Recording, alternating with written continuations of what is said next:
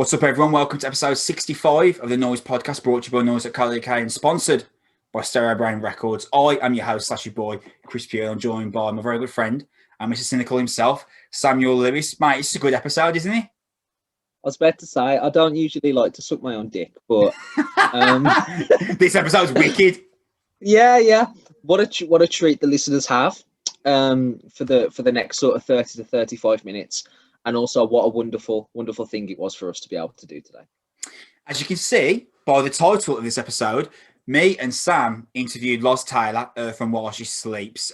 Sam, he was a really great guy, wasn't he? Even like off mic, he was a really, really brilliant person to interview. Really proud of that one. Absolutely. And considering by the sounds of it, he'd been doing media stuff all day, interacting with loads of different publications and people. And it was near the end of the day. We were the last people he was speaking to during that particular section of his media availability. And he was still utterly professional, really nice, really passionate, really interesting, engaging. He never let a question go. Like he was passionate and engaged, and he was the ideal interview. And it was a pleasure to have him. We're not going to keep you waiting particularly long. I'm going to run through our usual housekeeping stuff, and then we're going to cut straight to the interview. We are, I say fortnightly, Sam, but at the minute we're weekly. We are some format of time of a music podcast discussing rock and metal. You can catch us on Twitter at Noizze Podcast. Please follow us there. The best way of supporting us is to subscribe / follow, depending on whichever podcast service you are using. If that's YouTube, please drop us a subscription. If it's anywhere else, please drop us a like and a follow. We are going to drop straight into this interview with Loz. Really, really great experience. You know how much me and Sam love While She Sleeps. So this was a great moment for us.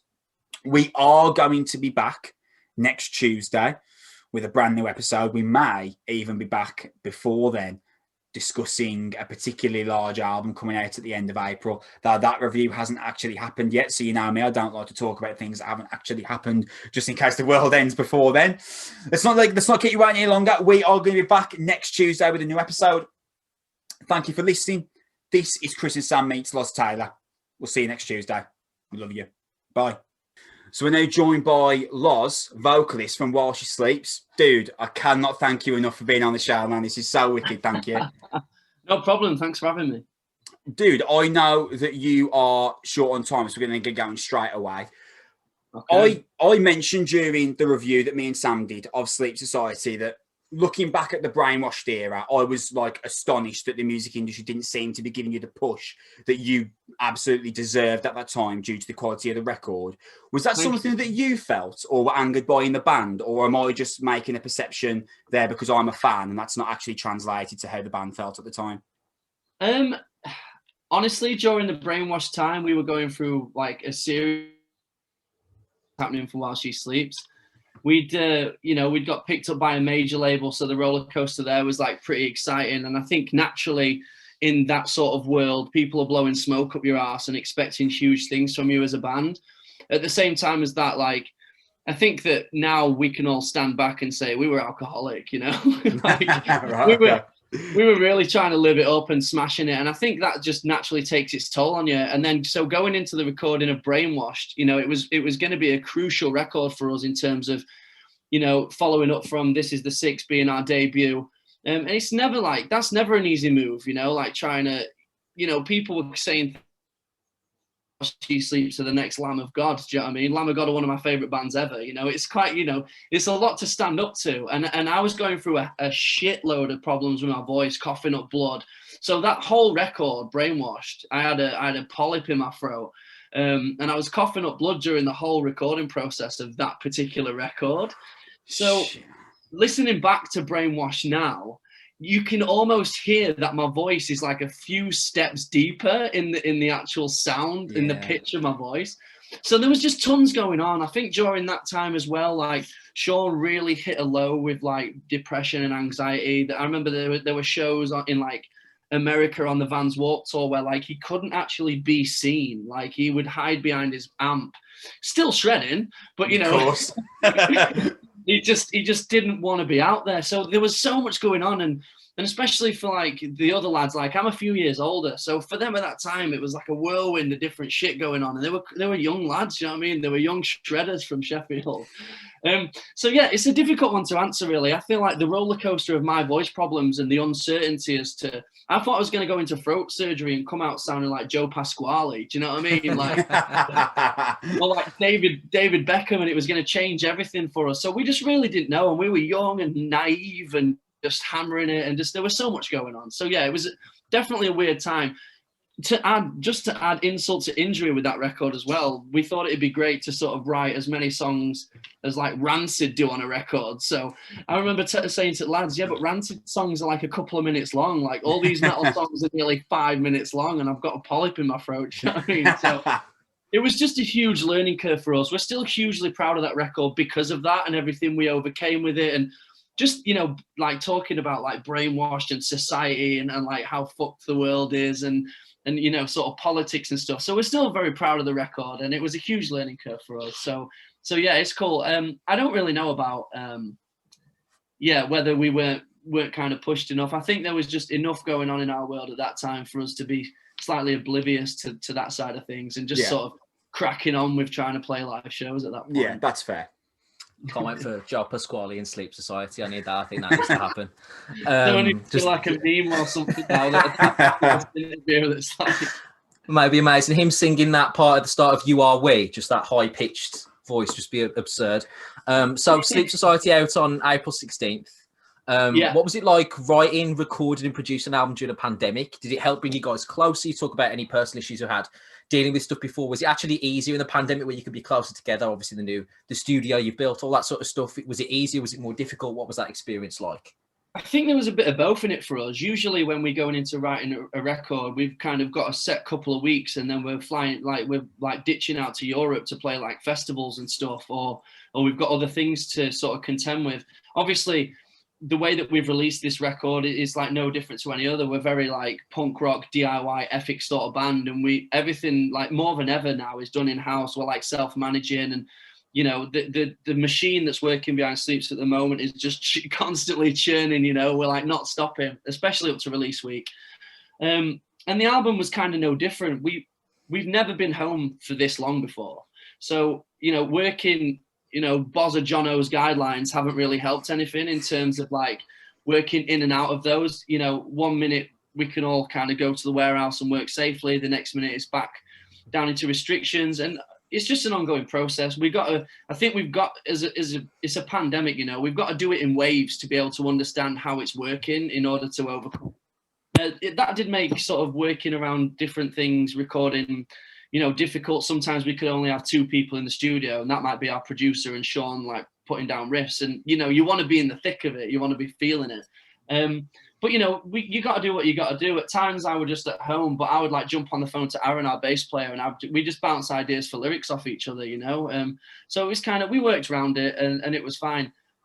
Like I said, usually we might have to like do a couple of weeks and then ditch out to a festival or something. So it's kind of, although it was different working around the pandemic and COVID-19, it was still nice almost being in one spot and being able to kind of just focus on the record and everything that was going on, not touring as well. So yeah, ups and downs, but definitely a positive experience still.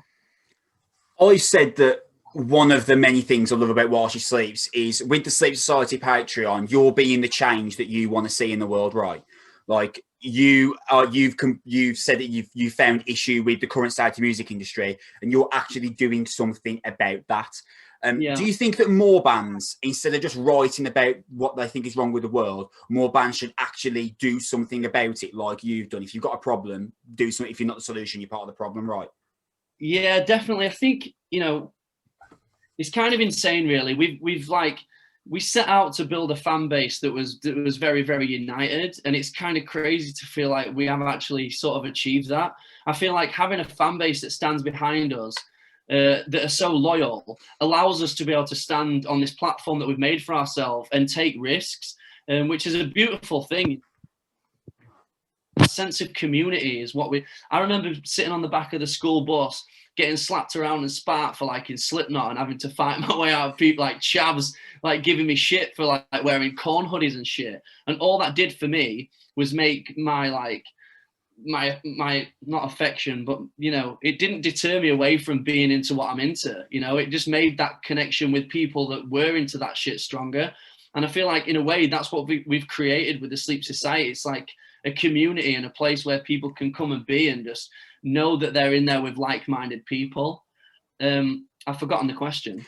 Basically, I was saying, do you think more bands, instead of doing instead of writing about something they don't like and then never doing actually anything to change it, do you think more bands should actually do something to change the things that they dislike? Like you've done? So I feel like that. So I was talking about that relationship. I feel like that relationship, pretty much from You Are We, has sort of stemmed the next couple of records to where we are now, where we feel like we've gained the confidence to be able to stand out and say those things because we know we've got the loyalty of our fan base behind us. And I think that's a relationship that you don't come across that easily. You know, I've heard of bands starting Patreons and it just not working very well. And it's not an easy thing to do. I think like we can't take full credit for that because our fan base, like they sit with what we're telling them, they digest it, and they always respond in such a positive way. I think it's it's a credit to us that we have a cool fan base. Matt Welsh has said multiple times he knows that he could have chill and have a beer with 95% of our fan base, you know. And I think we're just those lads, you know. We're not trying to be here, you know, and everyone else is here. We want everyone to be here and just come to our shows and have a wicked time. That's it. And it's crazy that we've managed to achieve that, and we feel like we have a fan base of like-minded people. But definitely, you know, we're one of those bands that we're not scared to kind of say it how we feel like it needs to be said and drop that smoke and mirrors and let our fan base know kind of what needs doing for us to succeed. And that relationship's amazing. So I think more bands should definitely try it out. I think what's important for us is, you know, it's been a roller coaster for us at times, but also we're so lucky to be in the position that we are, like turning like literally that dream as like being kids into still being able to rock out and play music as what we do for a living. And the scary, like things like Brexit, is we want to be able to turn around to our children's children and say, this is definitely a scene and a career that you want to get into. We don't want to have to turn around in a few years and say, look, just stay away from that because it's fucked. And that's another important thing that I feel like trying to work around the current situation. You know, if the people at the top aren't going to try and work it out, then we've got to try and work it out, you know? Yeah. Speaking of that, and adding a follow-up question onto the Patreon, onto Sleep Society, what are the plans for it moving forwards? We've talked a little bit about what it's supposed to be, this foundation and building the fan base. Lockdown's lifting, you're getting back out there, the new album's coming out. What does 2021 and 2022 look like for Patreon, Sleep Society, and Whilst She Sleeps? I think that, you know, we're currently in a lockdown, so anyone that's in the Sleep Society is already, you know, people are giving us feedback and saying like they're really enjoying the content that's in there. I think that being able to explore the world a bit more, and we'll just be able to explore this concept even more. We talked about doing things like, you know, before a show, guitarists being able to come down from like wherever, you know, we're playing Bristol or whatever, and like you can get 3 or 4 guitarists together and they can have a one-on-one lesson with Sean Long, you know, like just crazy stuff like that, where it's like we just want our fan base to know that they're appreciated in that way. So anything that we can do to sort of balance that whole thing out is really the end goal, whether that be come and hang out and listen to a sound check, or there's a lot of Patrons in like Glasgow, so we're just gonna put like a private show together where you and 2 mates can all come, and it's a tiny room, you know, like just exciting stuff like that. We're still very much learning from that and learning from the Patreon and the people inside there. So it's definitely an ongoing process, but we feel like it's really positive. Where most bands can make decisions and then be confident that they've made an independent decision and hope that their fans vibe with that, it's a little bit different for yourselves, because with the Sleep Society Patreon, there's literally a financial investment from fans on a regular basis. Does that change the pressure on you to satisfy the fans in any way, shape or form? Yeah, definitely. There's definitely, you know, the main goal with it is we want to feel like the relationship is working backwards and forwards. You know, as long as our fan base that are signing up feel like, you know, they're getting bang for their buck, you know, we just want to make sure we're fulfilling that. It actually turned out when we started the Sleep Society that people were kind of coming back to us going, you don't actually need to be putting as much as you are in there, because that's really, yeah. We all got day jobs and shit. We just want to see you like find a bit more sustainability so that you can relax in certain areas. I feel like creating art is such a, it's such a fine line thing. You can create art under pressure and it will never be as good as if the pressure wasn't there and you can just sort of more freely create. And the Sleep Society just takes that edge off of that sustainability a little bit. It means that we're not having to like you see some bands and it's just like constantly ramming merch down your throat. And I think that, the majority of people in the Sleep Society aren't looking for that much in the return. The band matters as much. And I think that's what drives them to sign up. And they all seem like really stoked with exactly what's going into that, So I think like it's taken us a few months, but we're getting the balance right, I think too much can be just as like overwhelming as not enough, So we have to find that balance. So yeah, we just keep making sure we're touching base with the society and just being like, just kind of let us know, it's very much appreciated. I feel like, more bands should move in that direction. A lot of bands are people's favorite bands. And even if you're just starting out, there'll be people out there that want to see you succeed and support you. And if that's helping you buy a batch of flyers or like help chipping into a bit of online advertising or buy a few vinyls to sell at your shows, people are always willing to help. And I feel like even down to base layer, not even established bands, like startup bands, it can be just as what's the word? Just as lucrative, or just impactful, yeah.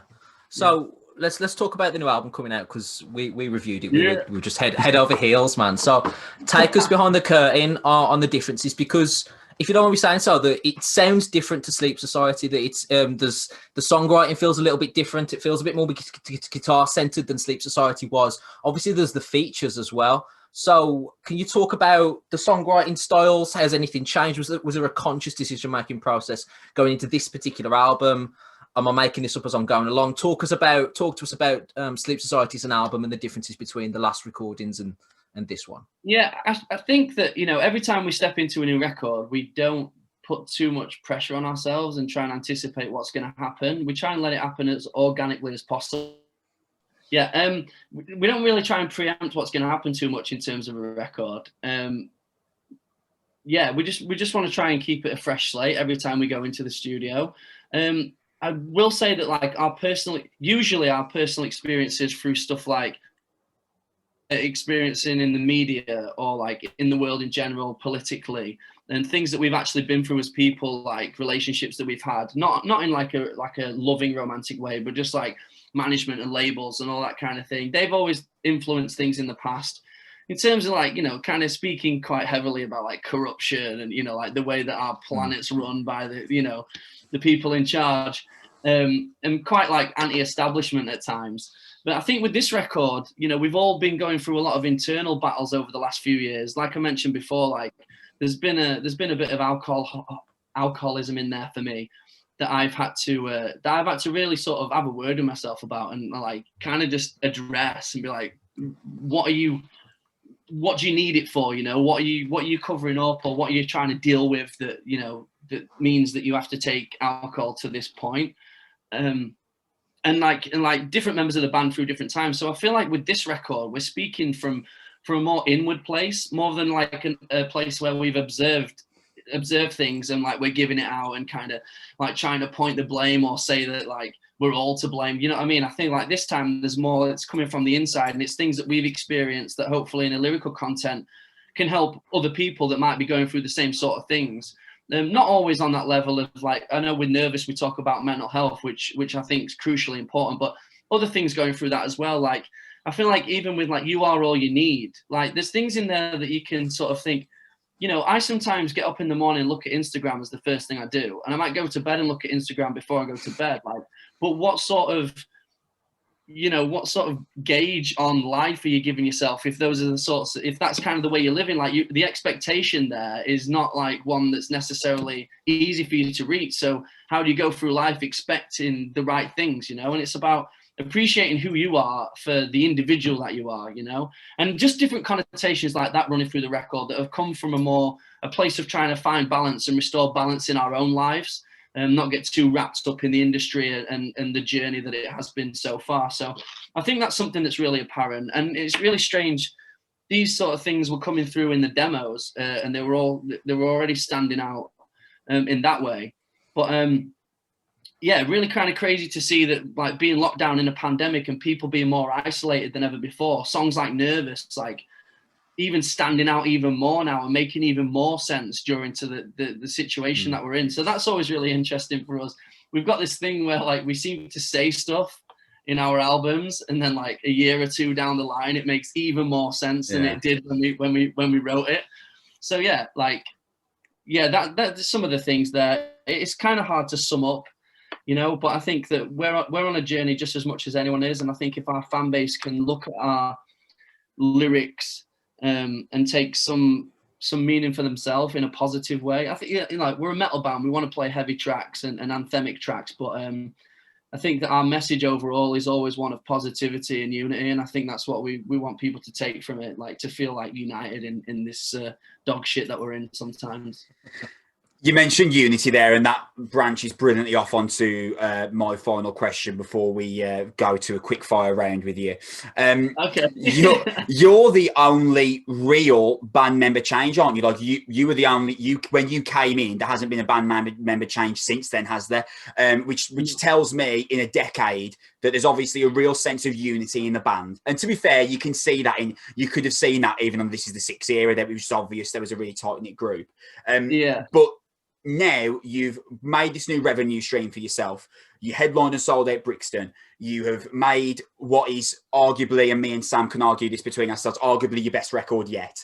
Okay. What is? I mean, that's getting argued in our camp as well. We're yeah. Kind of like, is it the best thing we've done yet? Yeah. I am torn between You Are We and Sleep Society. We've been arguing about this for about 3 weeks. It's hard, man. I'm very torn. But awesome. because of that, the atmosphere in camp while she sleeps now, is it better or comparable to atmosphere in While She Sleeps and previous records? Or are you always a band that always feels 10 out of 10 and there's always like a real unity there? Or is it better now than it has been before because of what we've mentioned before? Sleep Society, Brixton, great new record. Yeah, I mean, it's really difficult, man. Like, there's always so much going on in you know, when you're in a band, like, what people see on the outside is not what's going on the inside. And we might seem like, you know, everything's great, but there's a lot of hard work and emotions that are flowing behind the scenes. You know, it's not as people expect it to. I've told people, like, so many times in the past that, like, this industry is fucking hard. You know, it's really hard to deal with, and, like, it only feels like it's getting harder and harder. So there's always, like, we're like a family, man. There's always so many emotions going on, but I do really feel like we are growing with every record, and we're just like a family in that sense of, like, your family knows exactly how to piss you off. You know, your brothers and sisters know exactly how to piss you off, but they also know how to care for you and you know, nurture what you have. So it's always a roller coaster. I personally feel like we're in the best position we ever have been. We've been through difficult times and we've not split, you know what I mean? We haven't, you know, so many bands go through so many changes of members, and I feel like when I joined While She Sleeps, that kind of solidified that we had 5 dudes there, and all they wanted was to be in a band and to tour as this unit for as long as possible. And it's kind of crazy, like you say, like, how many albums in are we now, and it's still the same lineup. And there's definitely been times when it's been, like, a bit touch and go, you know, like, what's going to happen next? Like, am I going to sound like David Beckham? Will there even be another record? But I think we always come out of it, and I think that it's down to a lot of the connotations and a lot of the things we're singing about in our songs. That's what reiterates to us. That's what is reiterated to us in our relationships as people. So the message that we're giving out in terms of, like, there's this one that we speak of unity. I feel like if ever there's been a time where it feels like that, it always comes back to that thing of, like, well, we're not going to fucking give up, lads. Like, this is who it is, and this is what's going down. So yeah, we're definitely a family, and I think people kind of see that. You know, it's like you say, it's kind of crazy that a group of dudes can be the same lineup for all this time. You Yeah, and it does get really difficult, but we're boys and we love each other a lot, and I think you'll be seeing a few more records. Yeah. Oh, mate, please. Mate, we're going to finish off on a quick fire round, which is 20 questions I'm going to fire at you, and we're going to see how quickly you can answer them. No pressure, mate. But top of the leaderboard is Lucas Woodland from Holding Absence. He did it in 1 minute and 45, which is, and he's got a better voice than me. So, mate, when you're ready, I'm going to start the timer, and you've got 20 questions to see how quickly you can do this. And I've got to get the right answer. Oh no, I'm going to ask you what questions you prefer, one or the other. Yeah. Okay. When you're ready, we'll go. Yep. Let's go. Batman or Superman? Batman. Tea or coffee? Tea. Pizza or pasta? Pizza. Summer or winter? Summer. Hardest whilst you sleep song to write? To write? Yeah. This one gets everyone. Yeah, don't know. Our legacy is actually the hardest one to play. We'll take that one. Favourite time of the day? Nighttime. Jeans or shorts? Jeans. Your favourite whilst you sleep song? At the moment, You Are All You Need. Lord of the Rings or Harry Potter? Neither. They suck. Favourite gig you've ever been to? Ooh, Russian circles in somewhere in Europe with a massive glass of red wine. Favourite gig you've ever played? Brixton. I thought so. Ketchup or mayo? Ketchup. You can only save one. Tom Cruise or Robert De Niro? De Niro. Your favourite TV show? Oh, fucking hell.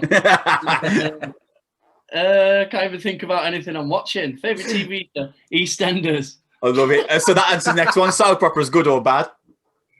Yeah, bad. Get rid of one forever. All films or all sports? All sports. I feel like they cause much more violence. The best band member to be around in the studio? Aaron McKenzie. Your favourite album of all time? Oh, fuck. Rage Against the Machine. I love it. Are you an early nighter? Are you an all-nighter or early riser? All-nighter. The best piece of advice you could ever give to someone? No one's your friend in business. I love it, dude. You're definitely not last. You'll be pleased to know. But you know, surely some of that goes down to how quickly you answer to the questions, though. So you got to take some of that. To be fair, yeah, and I've got a really strong accent as well, so that's difficult for you as well. I'm just kidding, man. So good, dude. Thank you so much for your time. This has been so wicked. Really, someone we've always wanted to speak to. So absolutely. Cannot thank you enough, man. This was really awesome. Congratulations on Sleep Society, the Patreon, and the record. Both amazing. Thank you for your time, Loz. Thank you so much, man. Much appreciate it. The interview was great, lads. So appreciate your time. So that's wicked, man. Thank you, lads. So much, man. See ya.